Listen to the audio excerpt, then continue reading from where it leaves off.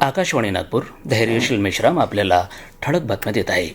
राज्यातील शेतकरी आणि सर्वसामान्य जनतेला मोठा दिलासा देत राज्य सरकारने शेतजमिनीच्या वाटणीपत्रावर आकारले जाणारे नोंदणी शुल्क संपूर्ण माफ केले आहे. याबाबतचे परिपत्रक महसूल विभागाने आज जारी केलं.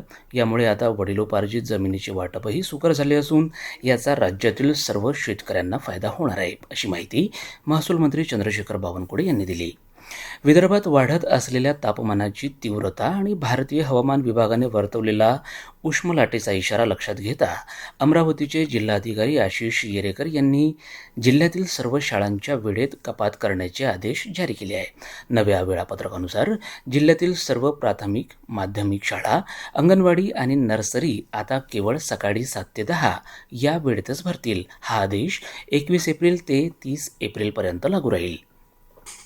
नागपूर महानगरपालिकेच्या परिवहन समितीतर्फे सत्र 2026-27 या आर्थिक वर्षाचा अर्थसंकल्प समितीला सादर करून तिकिटाशिवाय इतर मार्गातून उत्पन्न वाढीसाठी प्रयत्न करण्यात येईल.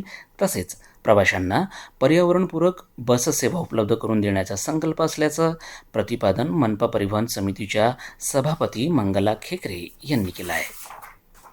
राष्ट्रीय सुरक्षा दिन आणि महिन्यानिमित्त महामेट्रो नागपूर इथं सुरक्षा अभियान उत्साहात पार पडला.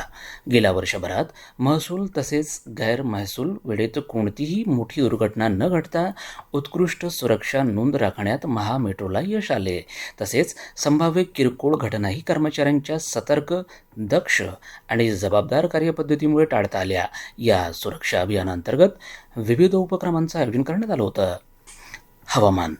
आज विदर्भात अकोला इथं 43.2 अंश सेल्सिअस, अमरावती 43.4, भंडारा 43 अंश सेल्सिअस, नागपूर 42.4 अंश सेल्सिअस आणि वर्धा इथं सर्वाधिक 42.5 अंश सेल्सिअस इतकं कमाल तापमान नोंदवण्यात आलं.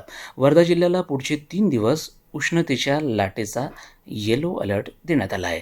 याबरोबर हे ठळक बातमीपत्र संपलं. यापुढील ठळक बातमीपत्र उद्या सकाळी 10:58 विविध भारतीवरून प्रसारित केलं जाईल. नमस्कार.